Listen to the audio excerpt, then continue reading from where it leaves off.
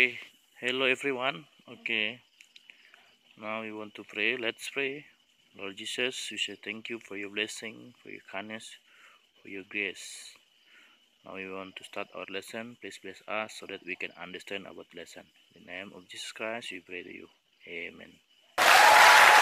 Kita masuk dalam topik kita, mempercayakan diri kepada Kristus. Ibrani 11 ayat 1 dan Roma 5 ayat 1. Nah, tentu kita sering mendengar kata percaya dan mungkin sering kita menggunakannya. Apakah percaya itu?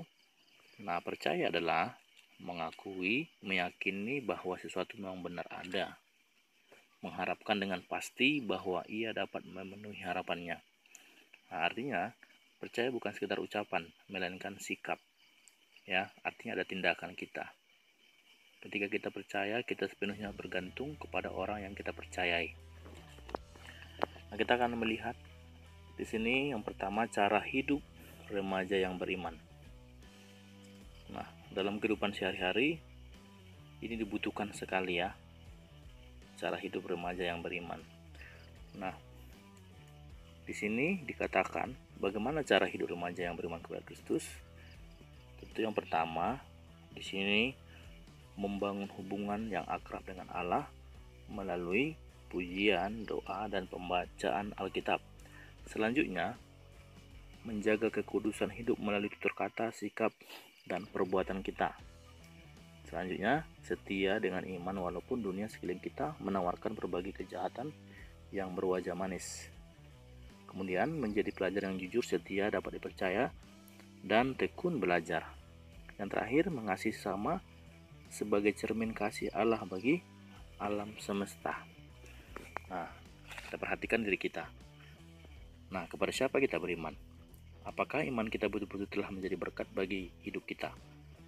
Nah, iman adalah hal yang bekerja bagi kehidupan remaja Kristen di tengah perkembangan keadaan dan lingkungan yang terus berubah. Jadi iman ini sangat penting, perlu kita pegang secara kuat. Nah, selanjutnya yang kedua, sikap hidup berpengharapan dalam 1 Petrus ayat 1 Petrus pasal 1 ayat 6 sampai 9. Nah, dikatakan di sini iman diperlukan sebagai landasan untuk berharap. Kata lainnya, tanpa iman orang tidak mungkin mengharapkan sesuatu pun kepada Kristus dan bahkan tidak berkenan kepada Allah. Nah, iman ini sikap hidup berpengharapan ya. Kemudian iman juga sebagai bukti menjelaskan kepada kita bahwa saat kita berkata dan percaya dengan iman. Nah, pengharapan kepada Kristus lebih dari sekedar keinginan maupun cita-cita. Keinginan dan cita-cita berakhir di bumi, tetapi pengharapan kepada Kristus menembus dua alam, baik di bumi maupun alam kekekalan. Maksudnya, ketika kita beriman dalam dunia ini, iman kita ini juga akan membawa kita tentu bukan hanya di dunia, selama di dunia, tapi nanti di dalam kekekalan, itu maksudnya ya.